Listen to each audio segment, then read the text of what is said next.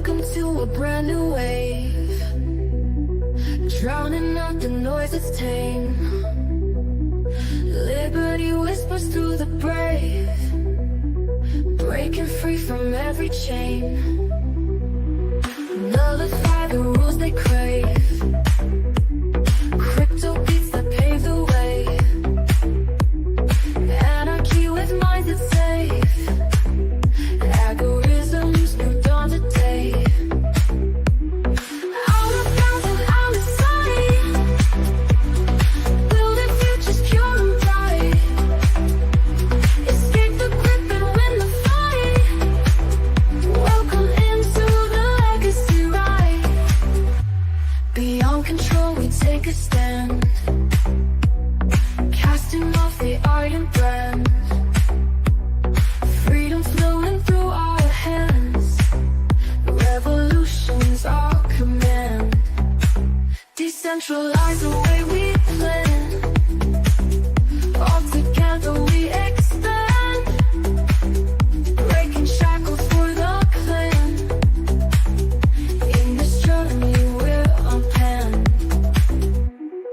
Out of bounds and out of sight, building futures pure and bright.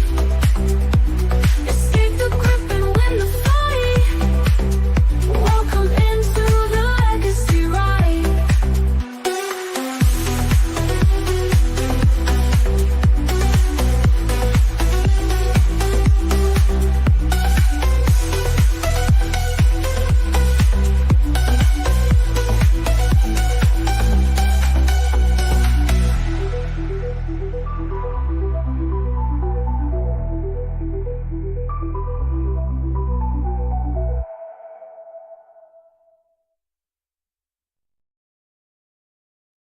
Hey guys, it's just me today, so I figured we'd go over some Enneagram related stuff. Give me just a second while I get set up, and we'll be right there, okay?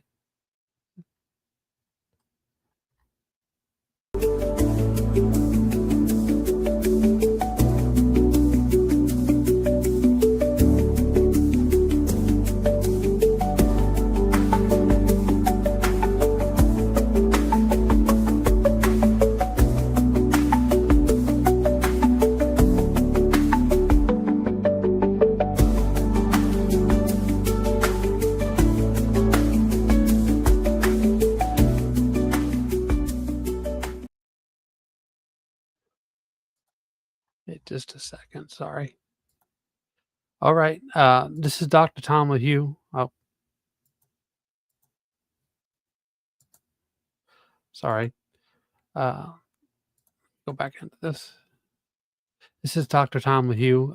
He's pretty good on this stuff, and I just find this stuff pretty interesting. It's kind of like reverse engineering how people work, and I've watched a lot of his stuff. So let's go ahead and get into the episode. You want in seconds. This used to require huge Hollywood budgets. Hey guys, welcome back to my channel. Today we're going to be talking about Enneagram Type 4s, the romantic, the individualist, the healer. And we're going to be looking at this book, The Unfiltered Enneagram by Elizabeth Orr. And if you're not familiar with this book, I highly recommend it. Elizabeth Orr is a Type 8, and this book is a punch in the face. So don't read this if you're not able to deal with some of the dark stuff from your side, or your type, okay? From your side. Dark side? Okay. All right. So before we jump into this book, just a reminder, in the description below is a link to my website, tomlahue.com. I do offer Enneagram coaching. It's just like life coaching, only it's based on this information and understanding. We have this access to the Enneagram to know more about ourselves and also the people that we love or are trying to love around us. So I do a lot of relationship coaching, and I have a lot of classes available on demand, and every once in a while a live class, which one is coming up, on Enneagram relationship coaching. So if you're interested in that kind of thing, please check out the website. Okay, so like I said, this book is a punch in the face. And now, you know, fours, you tend to kind of maybe like that too much. So this is not a place for beating you up. This is not a place of self-loathing, okay? This channel is not about that. It's about understanding some of these compulsions and impulses that go along with our personality type, exposing those so that you can see what's going on beneath the surface, because we want to grow and we want to develop and we want to become all that we're capable of becoming, and we want to be the most balanced and healthy people we can be. Listen, there's nothing wrong with your type. I know I hate to be the bearer of bad news, but you're a good person, and there's something about you as fours that feels off, that feels flawed, that feels like something is missing, and you probably think, come on, Tom, go there, go deep and give it to me straight. Well, we're going to give it to you straight. And realize whatever, I read here, I didn't write it, so don't get mad at me. But one of the things that she says at the beginning of this chapter is, she says, if you go on to like, Real quick, I just want to throw this up there. People with type 4 usually have complex PTSD. So that's the spicy style of PTSD, as they say. Just want to throw that out there. Look at back. Instagram or something, or Pinterest, and you're looking at all these memes about every type, and then you read stuff about the fours. Maybe there's a couple of memes there about the four being different, special, unique, and whatever. You'll if you read the comments, you'll see a bunch of fours saying things like, "This is not true," or "This is not me," or "This is so shallow," or This is so whatever. And her point is, every meme is reductive. Every meme is stereotypical. I mean, no meme or not even a chapter in a book can really go complete total understanding on somebody. And every meme by nature is reductive and can't fully embrace all that any type is. And she says, you'll see the fours down there saying, I'm not like that, or that's not like me, or that's so, stereotypical. And it's so oversimplified. And I'm just going to read a couple of lines from what she says here. She says, the fours, more than any other type, there's a deep desire within this egoic, in other words, focused on yourself, this egoic dumpster fire of the four to be special, distinct, and significant. And so when you see that meme, you're like, that's too shallow. That doesn't go deep enough. That's not who I truly am.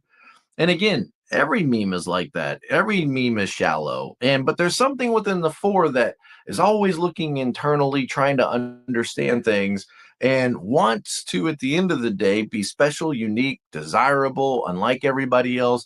There's this idea that if everybody was the same, then nobody stands out. If everybody's ordinary, then nobody is special. We all want to belong, but we also want to be significant. And remember, fours, you're in that worth and value group. And so there is that struggle or that search for significance.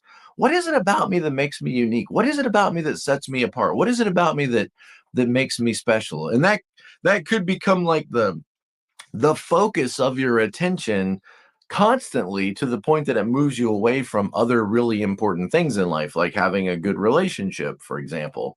One of the things that she's going to say in this book that is really powerful and quite profound, and is that fours would tend to think of themselves often as very self-aware. I'm very self-aware. I'm very self-aware. I'm always introspective and thinking about what's going on in my life and what does this mean and what do these feelings mean. But she says there's a huge difference between being self-aware and self-absorbed. Self-absorbed, which is like everything's about me, every comment, other people's success, other people standing out, other people being recognized, other people in their outfits and their music. It's all some kind of message about me and how different I am, or how special I am, or not special I am. Other people, there's a big difference between being self-aware and self-absorbed. And one of the criticisms you're going to get from the people around you is, oh my gosh, you're so self-absorbed. Like you are the main character in your story, aren't you? Like constantly the main character. Main character syndrome is what she calls it. And she says, don't get mad now. She says as an 8, she's also kind of the main character in her own story as well. So you might call this self-referencing. like self-referencing. And sevens, myself, we can be quite self-referencing as well. Think about like a 2, very other referencing, or a 9, other referencing, or maybe even 6s. Like, what do you think, guys? Does that make sense? We're all in this together, right? I need to know that everybody understands and accepts and agrees with.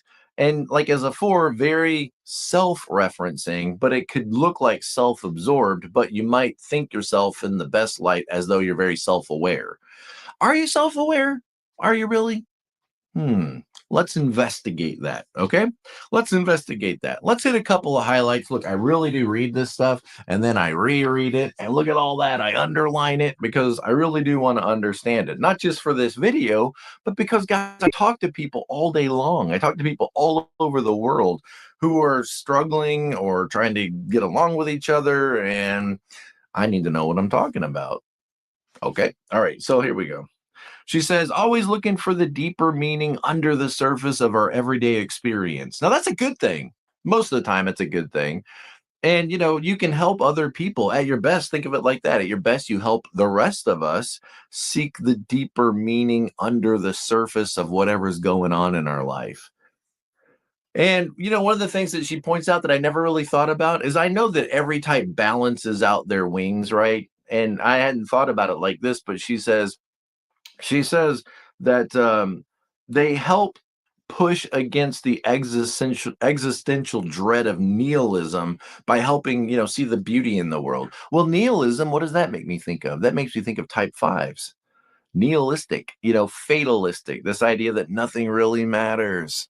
It doesn't really matter what you do. It doesn't really matter. Nothing's going to change. So what's the point? Sort of this nihilistic, fatalistic. That's where 5s can sometimes go. If you go to like the really dark area, of unhealth with a 5, they can become quite nihilistic. Well, look what's right next to it. No, there's meaning in everything. No, there's significance in everything.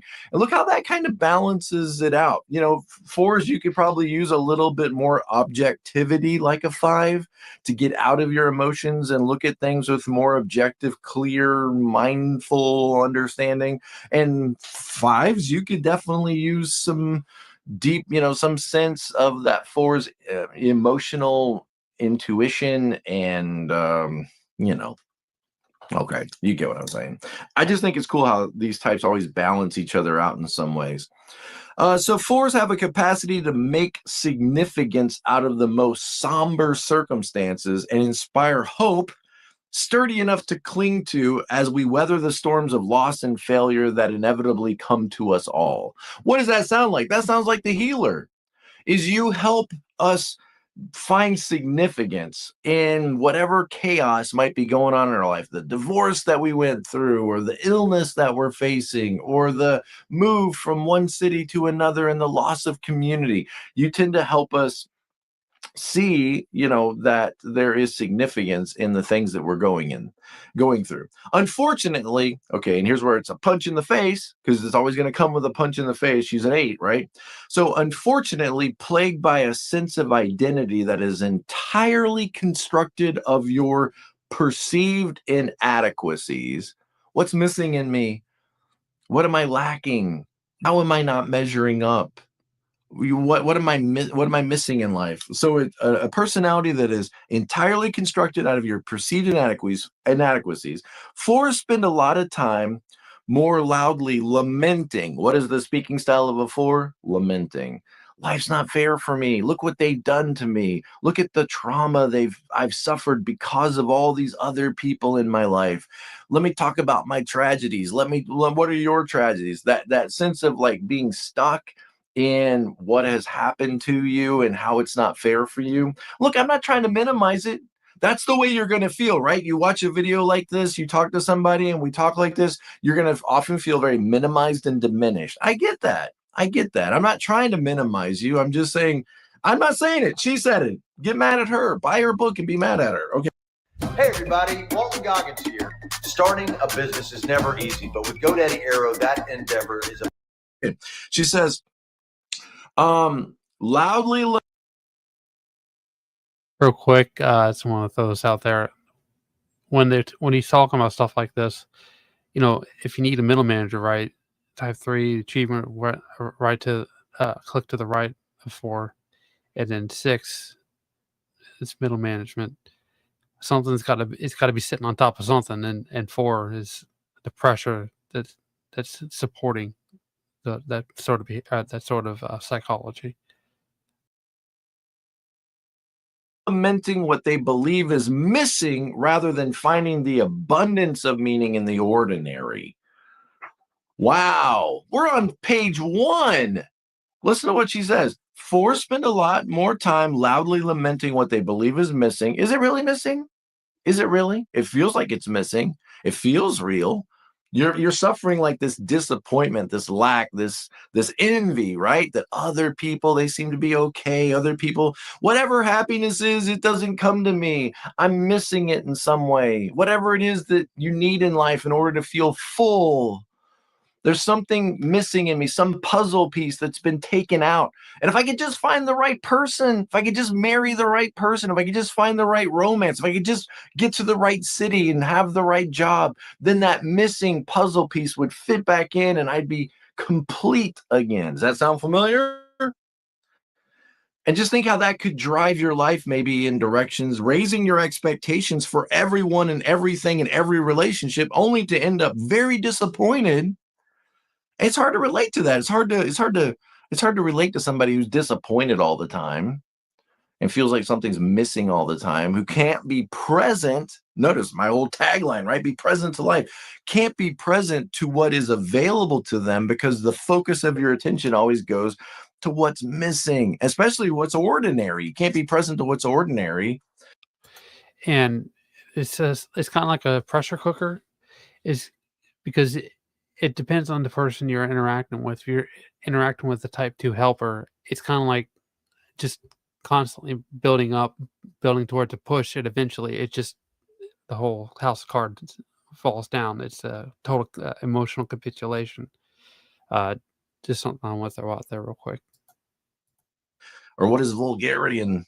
I said vulgarian. I don't even know if it's a word. It's they call it psychological disintegration. But I like saying it. All right. So their incompleteness makes them impossible to love. That's not good. Don't you want to be loved? Of course you do. But notice your self-protective strategy. It's kind of like, they're probably going to reject me. They're probably going to find out that I'm not complete. They're probably going to see my dark side. So I'm going to go ahead and show that to them. I'm going to go ahead and force that to the center. I'm going to lead with that. And if they reject me, then that'll be so much easier than if they reject me later. So you know what? I don't even need you. Beep, beep, beep, you. I don't even care. And they'll reject, and you might reject others because of that fear of being rejected by others when they find out there's something about you that is just plain and ordinary or something missing. And so your self-protective strategy may be to reject others before they reject you, because you really don't want to say it out loud, but you really, like everybody else, long for love and connection and acceptance and community. But what if they reject you? What if they don't like you? What if there's something about you that's off?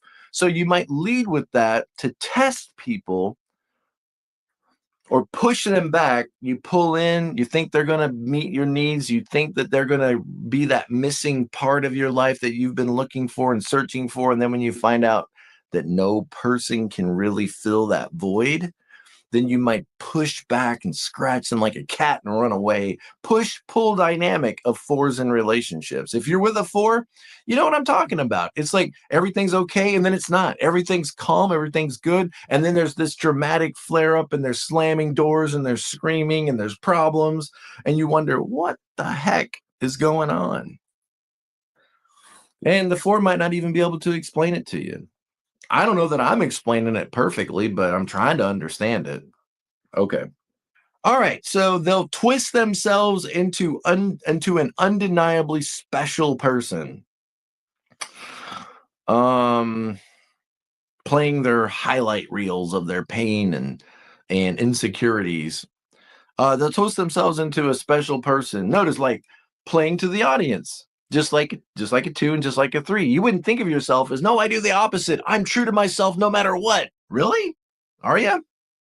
Are you true to yourself, or are you true to the identity that you have constructed through introjection? Remember that introjection? That's the defense strategy of a 4, where they go around picking up pieces like, oh yeah, a skirt and combat boots, ooh, and a chain and piercings and black hair and bangs and tattoos and all these things that set people apart. You go around sort of like peeling them off, just like a 3 does. A 3 does the same thing. They're like, oh, leadership skills of an 8. I'm going to copy that. Oh, the sense of humor of a 7. I'm going to copy that. The kindness of a 2. I'm going to copy that. The discipline of a 1. I'm going to copy that. The laid back, easygoing nature of a 9. I'm going to copy that. And 3s kind of like copy all of these characteristics, and they come out this kind of like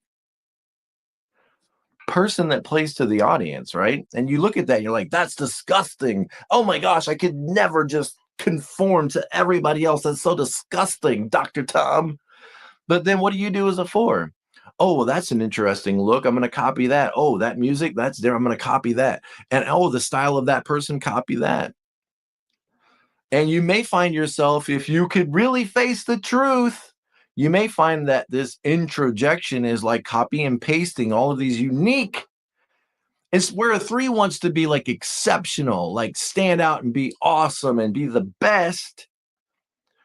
She says you have only one title that you're interested in, and it's not being the best. It's being the most special person ever. There's nothing wrong with that. I mean, you want to be significant. I get that. Who doesn't want to be significant? But you know what you might realize is you're already significant. You already are. You're an awesome person. If you would quit trying so hard, it would be a lot easier. Okay? It can be a lot easier if you quit trying so hard. I get it. I'm a 7. You know, we try really hard too, to the point that we wear ourselves and everybody else out. 7s aren't perfect. Oh my goodness. We have our dark side and our problems. Okay. Let's see what else she says here. The most special person, the unforgettable person. You may hate me, but you won't forget me. Okay. All right. The 4s dial up the volume on that which makes them unmatched by the ordinary schmuck. I love that. Hiding their significance, finding their significance in the reactions they get from their antics. Oh, that's a stingy. That's a stingy one right there, isn't it? Let me read that again. She says, the 4s dial up the volume on that which makes them unmatched by the ordinary schmuck, finding their significance in the reactions they get to their antics. In other words, you know, you don't have to be in the room for everybody to talk about you in the room. You know what I'm saying? You can just push, shove, growl, bite, and bark, slam doors, and leave. And somehow, even though you're not even in the room anymore, everybody's talking about you. What's going on? What's up with Sherry? Is Sherry okay? Is something going on in her life? Oh my gosh, I feel so sorry for her. Let's dominate the conversation with you. Worth and value type. Wow, this is tough stuff, isn't it? It's so good. So interesting. It's so interesting. Okay. So getting reactions. Your name's on the board. You know, like the 2's on the board for being a cheerleader. The 3's on the board for being, you know, the star quarterback. The 4's on the board for fouling everybody. Foul, push, shove. Well, I mean, you could be on the board for the way you reach out and connect with people. That could get your name on the board too. The way you're open and honest and loving and mindful, you know, focused on meeting needs of other people, taking care of others, doing the right thing, being responsible. You get your name on the board for a lot of reasons, but it's really easy to get your name on the board for just having a tantrum. Having a tantrum and pushing and growling and barking and snarling. You can get your name on the board for that too. What you may find interesting is there's a lot of us that don't even care about the board. I don't even care if my name's on the board. I got my own problems, and getting my name on the board is not one of them. I don't even think about the board. Interesting. Who's looking at the board? Okay. Their vast emotional landscape and creativity touches everything they do. Now watch this. This is what she says. 4s may be one of the easiest types to identify in the wild. 100%. Okay. Let me tell you what to do. Go to TikTok, go to live, start scrolling, and about every 5th person you see there will probably be a 4, you know, with this interesting look. They're going to stand out. They all kind of look the same, but they're going to have, this dark hair and these weird glasses and crazy, and then I didn't mean you're crazy. I just mean like some kind of crazy style that sets them apart. And they'll just be like staring into the camera like this. I'm going to read your comments. Oh, you know what? You're banned. Oh, you know what? You don't know anything about me. You're banned. Not all fours, but she says fours tend to be easier to spot in the wild because you stand out. Duh, if you stand out, guess what? You're going to stand out. And then it's weird because am I supposed to ignore? It's really interesting is because they kind of embrace the shame and the provocation and they run with it. So that's another way to identify someone who's type 4.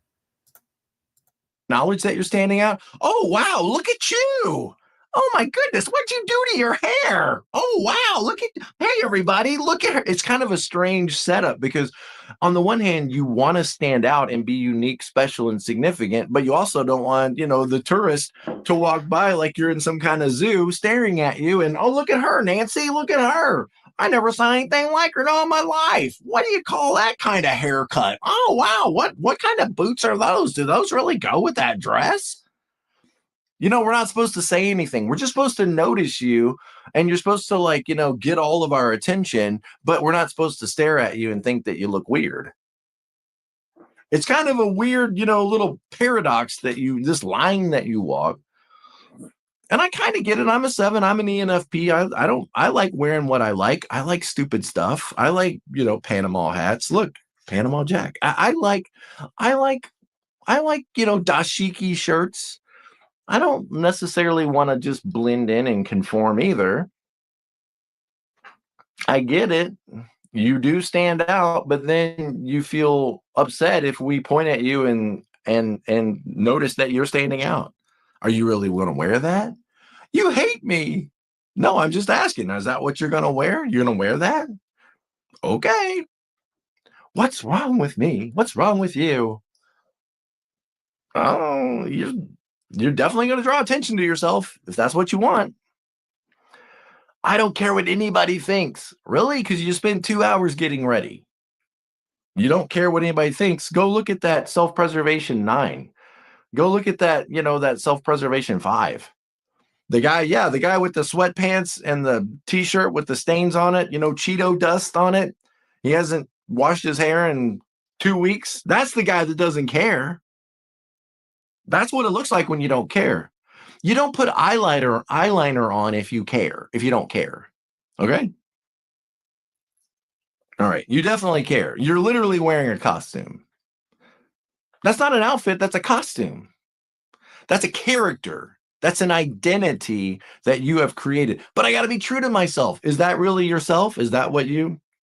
I remember talking to a 4 one time, super person, love her to death. I was talking to a 4 and she said, one day when I got out of high school, I looked at myself in the mirror and there I am, in the typical 4 outfit. Back then, it was like black this, black that, black shirts, chains, eyeliner, you get what I'm saying? That gothic look, right? And she's looking at herself in the mirror and she was like, I don't like this. I like puppies.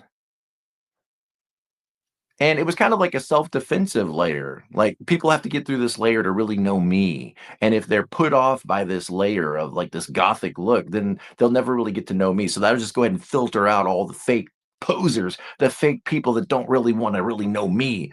And then she realized like, I don't really know me. Like I like puppies. And so she started wearing t-shirts with puppies on it because she was like, at the end of the day, that's what I love. I love puppies. So I'm going to start sharing that with the world. That's the true me. Not this false identity of this tough person that doesn't care. She's like, I do care. I have this huge heart. Look, if you're a 4, you have a giant heart. You do. I'm talking the truth. You have this giant heart and it's scary out there because your little heart can get broken. So what are you doing to try to protect your heart? And is it really protecting your heart or is it just pushing other people away? At the end of the day, pushing everybody away is not a good strategy. Look at your 3-wing. If you ever wonder what that 3-wing does for you, just ask this question. What's your goal here? What's your goal here? And is what you're doing a good strategy to get what you want? I want to be loved and I want to feel connected. And I want to feel like there's somebody out there that's my soulmate. Okay, if that's your goal, is this strategy you're doing of being quiet, introverted, and silent and just staring at people and being mysterious? Is that really a good strategy to find what you're looking for? Or is there a better strategy? How about being nice? How about being kind? How about being attentive to other people and their needs? How about being supportive? How about leading with love and acceptance? Wow, that's good stuff. I gotta start taking notes on myself. Okay, so she says, okay, this is a good one. This is a good one. This one gets to that idea of fours being healers. Healers, right? And maybe you never thought about yourself like that, but listen to what she says. Fours have a beautiful gift Emotional weightlifters is probably a good application of that term. for accompanying others into the depths of sadness, grief, and despair. Who doesn't, Sevens? No, thanks. Don't want to do it. Don't want to go there. But she says, fours have a beautiful gift of accompanying others into the depths of sadness, grief, and despair, offering presence and even steadiness in that emotional darkness. When I put my glasses on, it reflects the light, and then my camera goes dark, and I don't know what I'm going to do, but I can't read it without the glasses. So, I'm stuck. I'm stuck. Help me. I'm stuck. Okay. Tormented by the fear that they lack a significant identity, which is weird because from our perspective, you're the most significant identity. Nobody has a more significant identity than you do. But internally, there's this fear that you lack a significant identity, though they tend to spend much less time actually accompanying other people into the heart of their experience. In other words, going with people to heal them. They spend a lot more time, less time doing that, and much more time performing their scuba dive into their own emotional waters, searching for the most grotesque, oxygen deprived sea creature as evidence of just how far down the Mariana Trench they can go. In other words, self absorbed. Look, if you weren't so self absorbed, you would have some energy to help other people to figure out their dark stuff. But when you're not doing well, you're just so focused on the depths of you and how dark it is in there and how much is missing in there. Wow. Okay, let's move on. She says, sometimes fours complain that they're so misunderstood. Oh my gosh, I'm so misunderstood. But listen to what she says. She says, you actually enjoy being misunderstood. Come on. Come on. You kind of enjoy being misunderstood by other people. There's something that you get out of it when you feel like people don't really get you and they're dismissing you and they're misunderstanding you. Okay, let me read what she says. Fours can be intense, moody, and volatile. She says, antagonistic toward any well-intentioned soul who attempts to cheer you up. What's wrong, Marcia? Tell me about it. You should focus on the bright side. You have a lot of wonderful skills. You came from a good home. You have loving Christian parents. Anybody that tries to like cheer you up or tries to like understand you, you tend to be repelled by that and repel those people. Listen to what she says. Fours lament how misunderstood they are while rejecting those who get close enough to see them more fully. That's not a good strategy. This whiplash exhausts the people around them, and people stop trying to understand you, only further fueling your conspiracy theory about how misunderstood you are. In other words, there are people in your life that try to get close to you. Tell me what's going on. Help me understand. You couldn't understand. You wouldn't even understand. And so they try to understand. We get in, we try to understand, but notice there's something that might be within you that sort of relishes the fact that people don't get you. You're too complicated. You're too complex. If you were understood by others, then maybe you're not special. Maybe you're not as significant or special as you think you are. Sorry about the dog. It's a Chihuahua. She's in charge. We have a Chihuahua and a Husky, and for whatever reason, the Chihuahua is in charge. Frankly, it's not that people don't understand the four because the four is so complicated and deep. That's the story you tell yourself. I'm so complicated and deep, and my problems are so complex, and I'm so complex, and my emotions are so complex that people couldn't possibly understand me. But she says the reality is fours don't want to be understood, lest that understanding cheapen the unique and mysterious vibe that you've cultivated. Look, I've underlined it, I've highlighted, I put all kinds of black marks around it. Fours don't want to be understood, lest other people's understanding cheapens your unique and mysterious vibe that you've cultivated. It makes you feel different. It makes you feel distinct. Nobody really gets me. I'm so peculiar or so interesting. It gives you temporary relief from the fear that what if you're not different? What if you're not distinct? What if you're ordinary? What if you're just like everybody else? And in some senses, you are. You're a human being. Everybody wants to have a meaningful life, live relatively pain-free, have financial peace. So we all have these basic desires in life, but there's something within you that says, I can't be like everybody else. But we're also all unique. We're all different. We all have unique thumbprints. We all have different minds inside of us. We're all individuals. So you're already unique, whether you try to be or not. The essential state of the four is a deep sense of sharing in the complete connection between all things in the world. The core belief is that this cold and lonely world has no love for the commercial, no love for the ordinary, no love for the incomplete. So what can you not be? You can't be commercial, you can't be ordinary, and you can't be incomplete. And so you're searching for significance and meaning, which is good, outside of yourself. Somebody else is going to provide this significance or this completeness. The core belief of type 4 checks out. Okay, the world, in order to be loved, you have to distinguish yourself from the crowd. You have to ooze significance. There's no real space to chill or relax or just be yourself. Your worthiness of love or for love depends on the constant communication of that which is profound and significant. So you got to be deep. You got to be special. You got to challenge people with all of your creative and deep ideas. You Because got to be fours authentic. is in need of evidence of that missing piece of their uniqueness that's waiting to be discovered. The focus of their attention is on what is missing in the present moment. And I get that as a 7. I kind of focus on what's missing. That's why be present to life is so hard for me, because I'm always focused on it. We could have jet skis. We could be in Hawaii right now. We could be backpacking in the desert. That's kind of the way the 7 plays it out. But for you, it's probably very different. But we both tend to focus on what's missing, or how this could be improved, or how this could be better. Again, 7s, 1s, and 4s are the disappointment, frustration types. This could be better in some way. It keeps you from having gratitude in the present moment and maybe fully connecting to the people in the present moment, or connecting with the present moment, which is where happiness is. But happiness may not be your priority. I remember reading a long time ago that 4s, fear being too happy or too functional in life. Like that's a sign that maybe you've let your guard down, or that, whatever. My work is easy because I use Fixer.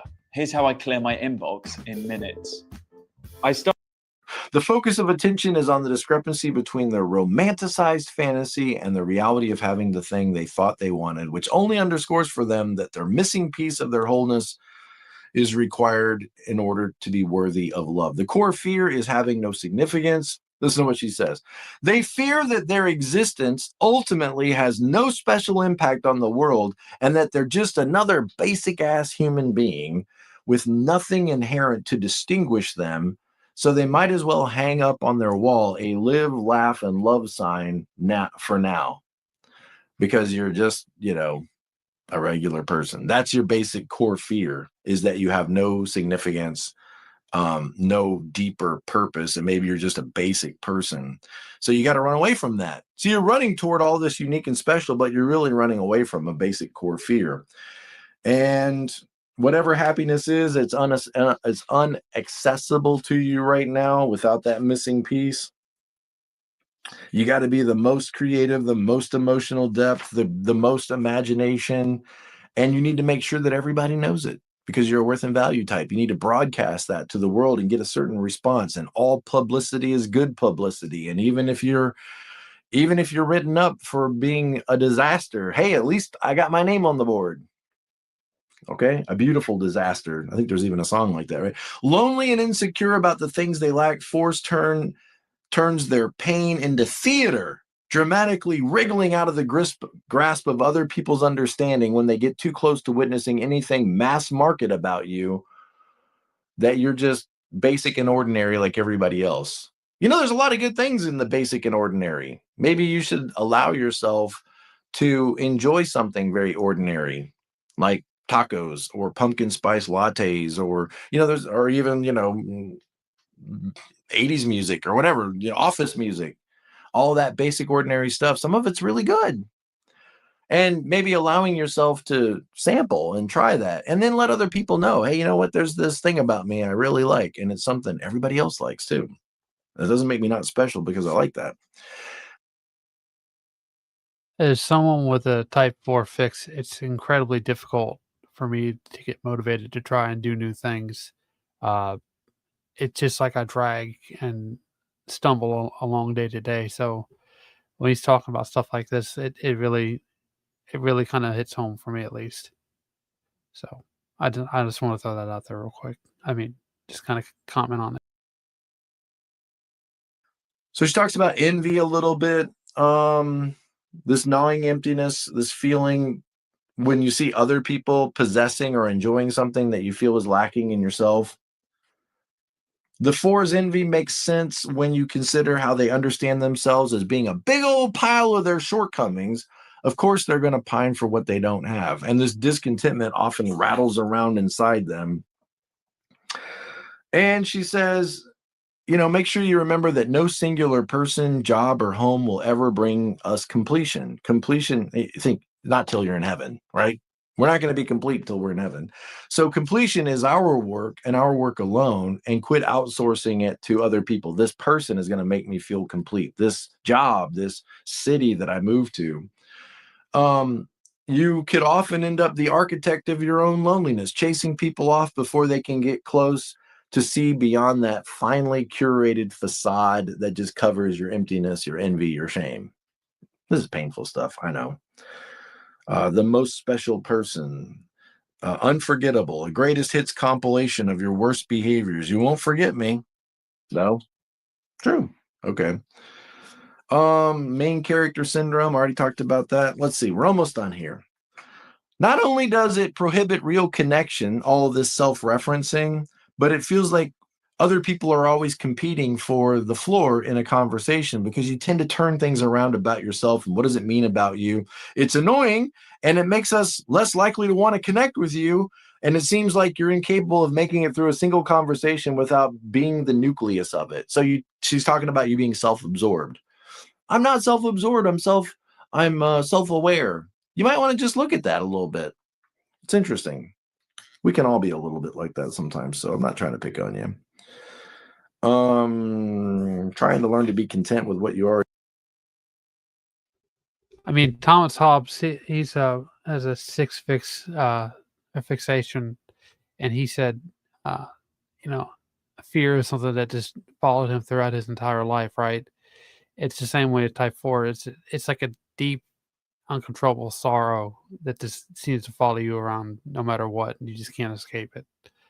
Just throw that out there. It's really interesting to meet somebody who's type 7, because it kind of brings you out of that, but it makes you you know, unstable, and the fact that you're not sure what to do now that you're not upset, right? You're not sad, and it just, and especially there's more pressure with if there's a type 2 fix involved in it too. So I don't know. I just figured that out. We have, well, phantom limb sensation. You feel like something's missing. You go out searching for it, looking for it. Something's missing. Going on a wild goose chase, always looking for what's not available to you. Finding gratitude. You know, one of the things that you might do is try to shift your focus to the people around you. Try to find what's significant about them and point it out to them, rather than looking for the significance from yourself. come alongside of other people and try to point out to them what's significant about them, what you like about them, what you find interesting about them. Might be a good start. And then finding gratitude in what you already have.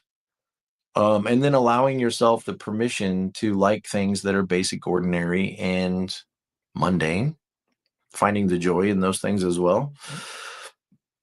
Getting out of your own darkness a little bit so that you can go into the darkness of others and help them process the pain, the loss, the misery.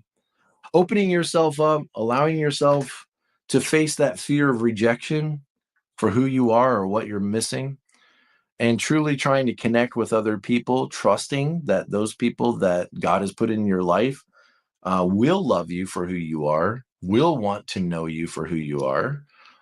They're never going to finish out and complete you, but they do want to relate to you and to love you. So, hey, interesting stuff. Like I said, The Unfiltered Enneagram. It's probably now my second favorite book behind The Enneagram Guide to Waking Up by Beatrice Chestnut, my favorite book on the Enneagram so far. Check it out. Love you guys. Appreciate you all. And as always, be present to life, and I'll see you next time.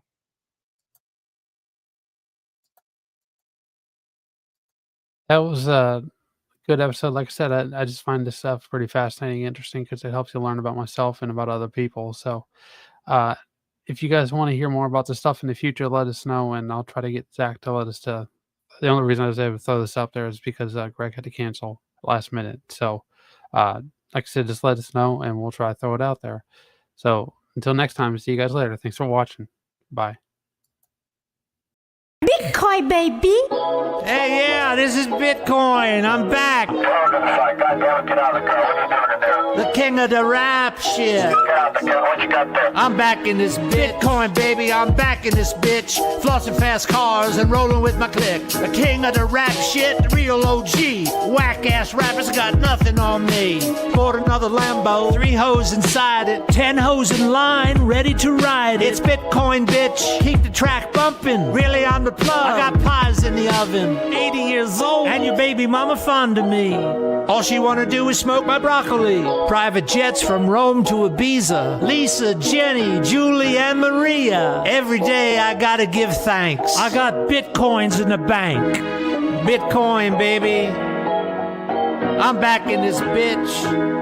Bitcoin, baby. The dopest and the illest. Oh, I'm a bad motherfucker. Bitcoin, baby. The king of the rap shit. I'm back in this bitch. Axe your grandmother. Verse 2, coming with the gin and the juice. Call me a dragon. Spit flame in the boot. I'm hot, like a thermos full of coffee. So hot, can't get the hose off me. It's true, I got the weed card and shit. I'm smoking like a motherfucking chimney, kid. Bitches love me, my shit's never whack. Tell these motherfuckers, Bitcoin's back. Bitcoin, baby. The dopest and the illest. I'm a bad motherfucker. Hey. Hot like hot coffee. Oh, Axe your grandmother. Surprise, motherfucker. The king of the rap shit. I'm back in this bitch. Get your hands in the air. Put your hands